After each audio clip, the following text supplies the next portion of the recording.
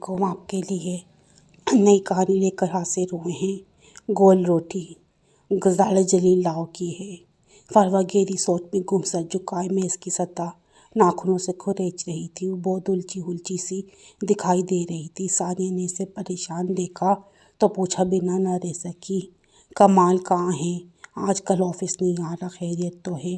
مجھے خبر نہیں، اس نے بہت آہستہ سے کہا۔ تمہیں خبر ہونی چاہیے، ثانیہ نے اس کے چہرے کے جائزہ لیتے ہوئے گہرے لہجے میں کہا۔ اگر مجھے معلوم ہوتا تو بتا دیتی۔ حیرت ہے تمہیں معلوم نہیں فروا؟ ارسلان جوان کے قریب جو ان کے قریب بیٹھا اپنے کام میں مصروف تھا ان کی باتیں سن کر رہ نہ سکا۔ اس نے معنی خیز لہجے میں سے کہا، تم کہنا کیا چاہتے ہو؟ فروا نے ذرا تیکھے لہجے میں پوچھا۔ کچھ نہیں، اس نے مسکراہٹ روکتے ہوئے کہا۔ کافی دن ہو گئے کمال کو آفس سے غیر حاضر ہوئے۔ ہاں 2 ہفتے ہو گئے، کہہ کر گیا تھا کہ کل آ جاؤں گا، پھر لوٹا ہی نہیں۔ ویسے اتنا پریشان ہونے کی کیا ضرورت ہے؟ اس کا نمبر لگاؤ اور معلوم کر لو وہ کہاں ہے۔ آخر آفس کیوں نہیں آ رہا؟ ارسلان نے اسے مخلصانہ مشورہ دیا۔ ایک بار نہیں کئی بار کال کی ہے لیکن نمبر آف۔ اس نے آنکھوں میں آنسو بھر کر کہا۔ کب سے نمبر آف ہے؟ ثانیہ نے پوچھا۔ 2 ہفتے سے، اس نے آنسو پوچھتے ہوئے کہا۔ ہاں یہ تشویش کی بات ہے، ارسلان نے سنجیدگی سے کہا۔ اوہ گاڈ، تو اب کیا ہوگا؟ ثانیہ نے پوچھا۔ اس کے گھر جانے کے ہی معلوم کیا جا سکتا ہے۔ پھر تو ارسلان نے ایک بار پھر مشورہ دیا، لیکن میں تمہیں ہرگز یہ مشورہ نہیں دوں گی فروا کہ تم اس کے گھر جاؤ۔ ثانیہ نے اسے مشورہ دیا۔ وہ بہت اداس تھی، وہ بہت بدگمان ہو گئی تھی۔ اس کی طرف سے ہو سکتا ہے کہ تو وہ تم سے مذاق کر رہا ہو۔ ثانیہ نے ایک بار پھر کسی خیال کے تحت کیا۔ اگر مذاق ہے تو ایسا مذاق نہیں کرنا چاہیے اسے۔ ارسلان نے ایک بار پھر مداخلت کی۔ ہو سکتا ہے کوئی وجہ ہو، ثانیہ نے اسے تسلی دینے والے انداز میں کہا۔ کم از کم اطلاع تو کر سکتا تھا، میرا خیال ہے وہ جان بوجھ کر ایسا کر رہا ہے۔ ارسلان نے گہری سوچ میں ڈوبے ہوئے کہا۔ یہ بتا سکتی ہو وہ تم سے کیا کہہ کر گیا تھا فروا؟ ارسلان نے اب سنجیدگی سے اس کے مسئلے کو ہینڈل کر رہا تھا۔ وہ اپنے گھر والوں سے رشتے کی بات کرنے گیا تھا۔ اگلے دن لوٹا آنے کا کہہ کر اس نے لبوں کو دانتوں سے کاٹتے ہوئے کہا۔ اللہ کرے تمہاری ساری پریشانیاں دور ہو جائیں، لیکن مجھے یقین ہے کہ وہ لوٹ کر نہیں آئے گا۔ جس نے 2 ہفتے سے ایک بار رابطہ نہیں کیا بلکہ تمہارا تو نمبر ہی آف کر دیا۔ ثانیہ نے صاف گوئی سے کام لیا تھا۔ ساری بات اس کی سمجھ میں آ گئی تھی۔ ہاں میں بھی ثانیہ کی بات سے متفق ہوں، اس نے جان بوجھ کر ایسا کیا ہے۔ ارسلان نے فروا کے اترے چہرے کو دیکھا۔ اللہ کرے کچھ ایسا نہ ہو جو ہم سوچ رہے ہیں۔ ارسلان آفس کے کام سے باہر آ گیا اور ثانیہ کے پاس باس کے علاوے پر اسے پریشان نہ ہونے کی تلقین کرتی ہوئی چلی گئی۔ فروا نے آنکھوں سے بہتے آنسوؤں کو صاف کرنے کی کوشش کی۔ رونے سے کم از کم اس کا دل تو ہلکا ہو جاتا۔ اور پھر وہ بھی ہاف لیو لے کر گھر چلی آئی۔ ان کی قربت و وابستگی سے سارے آفس والے واقف تھے، اور یہ بھی کہ دونوں بہت جلد شادی کا ارادہ رکھتے تھے۔ ارسلان اور ثانیہ کے اندر خطرے کی گھنٹی بج گئی تھی، مگر پھر بھی انہوں نے اسے تسلی ہی دی تھی۔ گھر آ کر وہ لیٹی تو آنکھ لگ گئی۔ سو کر اٹھی تو اس نے کمال کا نمبر ملایا۔ بیل جا رہی تھی اور تیسری بیل پر کال ریسیو کر لی گئی۔ دوسری جانب نسوانی آواز ابھری تو اس نے پوچھا، کون؟ میں مسز کمال بول رہی ہوں۔ اسے لگا وہ بہت بلند عمارت سے گر گئی ہو۔ اس نے کمال کی محبت کا ہاتھ تھام کر صدیوں کا سفر طے کیا تھا۔ وہ شب و روز کی قید سے آزاد ہو کر اس کے ساتھ چلتی رہی تھی۔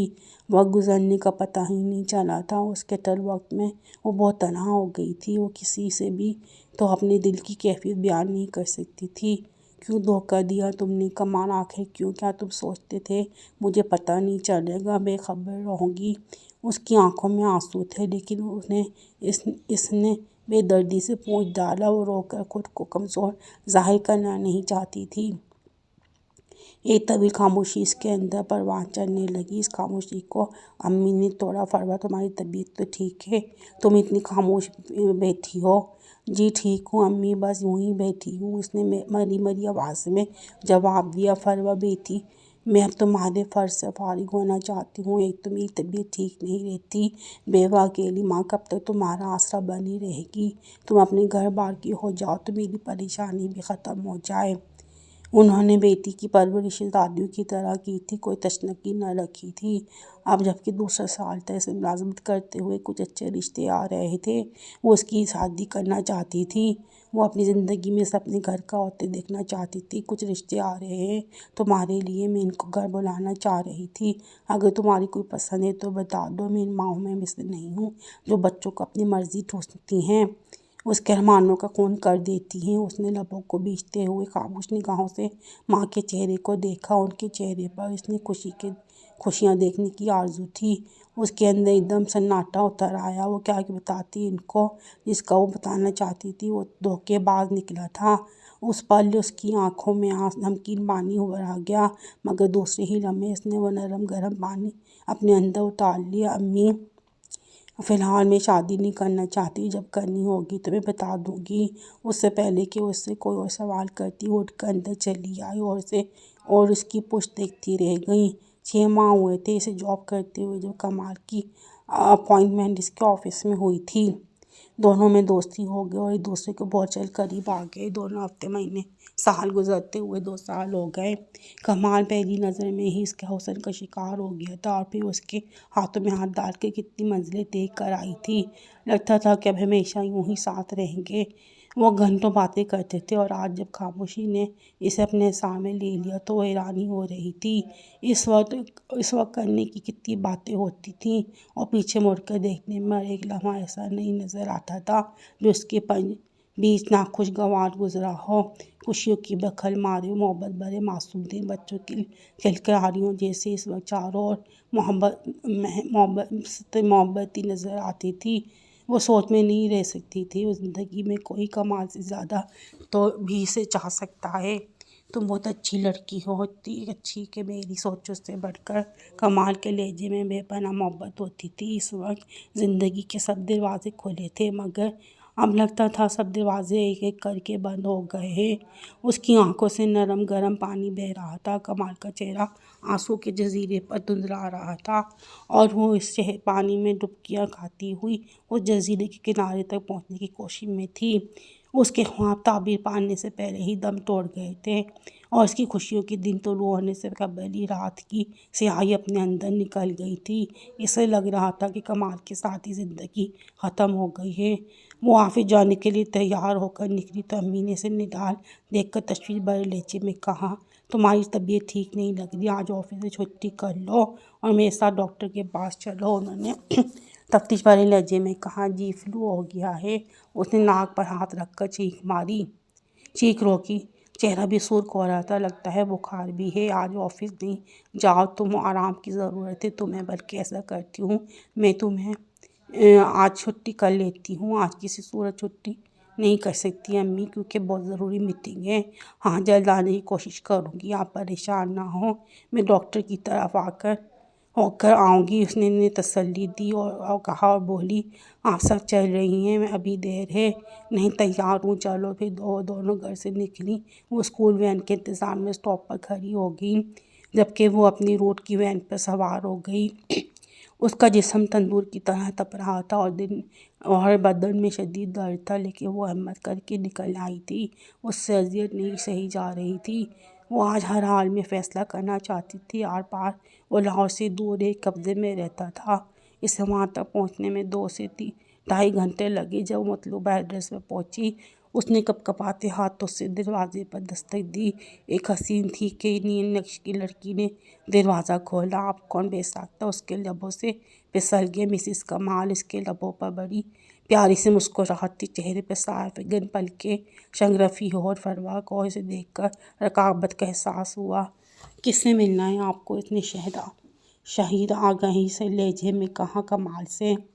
کمال سے؟ مگر کیوں؟ میرا مطلب ہے آپ اس کی کولیگ ہیں یا دوست؟ اس کی آواز پہ ایک للکار تھی۔ دونوں کو دوست یا کولیگ کچھ بھی سمجھ لو، مگر آپ کون ہیں؟ اس نے 2 بار تصدیق کے خیال سے پوچھا۔ آپ کو بتایا تو ہے، مسز کمال ہوں۔ وہ خاموشی سے دیکھتی رہ گئی۔ اب شک کی کوئی گنجائش باقی نہیں رہی۔ کمال تیار ہو رہے ہیں، آپ اندر آ جاؤ۔ اس نے سامنے سے ہٹتے ہوئے اسے اندر آنے کا راستہ دیا اور اس کے کہنے پر مرے مرے قدموں سے اندر داخل ہو گئی۔ اس کا دل تو چاہا کہ وہ واپس چلی جائے، کمال سے ملے بغیر، لیکن وہ اس سے مل کر اسے شرمندہ کرنا چاہتی تھی کہ کمال نے اس کے ساتھ اچھا نہیں کیا۔ وہ اس کی بیوی کو بتانا چاہتی تھی کہ اس کا شوہر دھوکے باز ہے، وہ بیوی کے ہوتے ہوئے اس سے عشق میں بگاڑتا رہا ہے۔ وہ اس نے شادی کا وعدہ کر کے گھر والوں سے بات کرنے کا کہہ کر آیا تھا۔ اندر بیٹھو، میں کمال کو بلاتی ہوں۔ وہ فروہ کو لیے ڈرائنگ روم کی طرف بڑھی اور خود دروازے سے پلٹ گئی۔ فروہ اندر جانے کے بجائے وہیں کھڑی ہو کے گھر کا جائزہ لینے لگی۔ چھوٹا سا صاف ستھرا خوبصورت گھر تھا، ہر شے سے سلیقہ ظاہر ہو رہا تھا۔ کمال، آپ کے آفس سے کوئی لڑکی آئی ہے، آپ سے ملنا چاہتی ہے۔ میں اسے ڈرائنگ روم میں بٹھا کر آئی ہوں، اسے ملنے۔ میرے آفس سے کیا نام ہے؟ اس نے حیرت بھرے لہجے میں پوچھا۔ فروہ، اس نے زیر لب دہرایا، پھر بولا، بیگم جانی، اس سے فوراً چلتا کرو، یہ وہی لڑکی جو میرے پیچھے پڑی ہے، مجھ سے شادی کرنا چاہتی ہے۔ حالانکہ میں اسے بتا بھی چکا ہوں کہ میں شادی شدہ ہوں، میری بیوی بہت اچھی، نیک، شریف، پاک پاکیزہ عورت ہے، مگر پھر بھی میرے پیچھے لگی۔ اس کی وجہ سے تو میں نوکری چھوڑ کر آیا ہوں اور اب یہ یہاں بھی پہنچ گئی۔ بہت ہی گھٹیا عورت ہے۔ میں نے بہت سمجھایا کہ تمہاری ماں کبھی شادی شدہ مرد سے تمہاری شادی نہیں کرے گی، تو کہتی ہے کہ میں کورٹ میرج کر لوں گی۔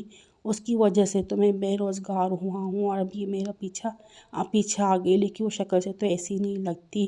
اس کی بیوی نے کہا، اس کی معصوم صورت پہ نہ جاؤ، وہ چال باز عورت ہے، اسے بٹھا کر کیوں اپنے گھر میں آگ لگانا چاہتی ہو؟ جاؤ، اسے کہہ دو کہ کمال گھر پر نہیں، اگر نہ جائے تو دھکے دے کر نکال دو۔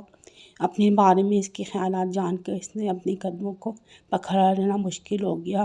اس کا بس نہیں چل رہا تھا کہ زمین پھٹے اور اس میں سما جائے۔ کمال انتہائی گھٹیا شخص نکلے۔ تم جتنا تمہاری ظاہر اچھا ہے، اندر سے اتنا ہی بدصورت ہو۔ سیاہ دل کے مالک، دھوکے باز، فریبی، مکار، اپنی نیک، شریف، پاک باز بیوی کو دھوکے میں دیتے رہے، بے ایمان، کمینے انسان۔ اس نے فروہ کے لیے کتنے غلط اور گھٹیا الفاظ استعمال کیے تھے۔ کمال کے لیے اس کے دل میں ایک دم ہی نفرت کی لہر ابھری تھی۔ وہ اسے کوستے ہوئے باہر نکل آئی۔ اب اس سے ملنے یا کچھ کہنے کی ضرورت نہیں تھی۔ اب اس سے مل کر خود کو مزید ذلیل کرنا تھا۔ مرد کو سمجھنا اتنا ہی پیچیدہ عمل ہے جتنا گول روٹی بنانا مشکل ہوتا ہے۔ گول روٹی بنانے کی کوشش میں کبھی کبھی ساری زندگی گزر جاتی ہے۔ اسی طرح مرد کو سمجھتے میں زندگی بیت جاتی ہے، لیکن وہ سمجھ میں نہیں آتا۔ یہ تھی ایک بہترین کہانی۔ آپ کو کیسی لگی؟ امید ہے پسند آئی ہوگی۔ آپ میرے چینل کو سبسکرائب کریں، لائک کریں اور شیئر کریں۔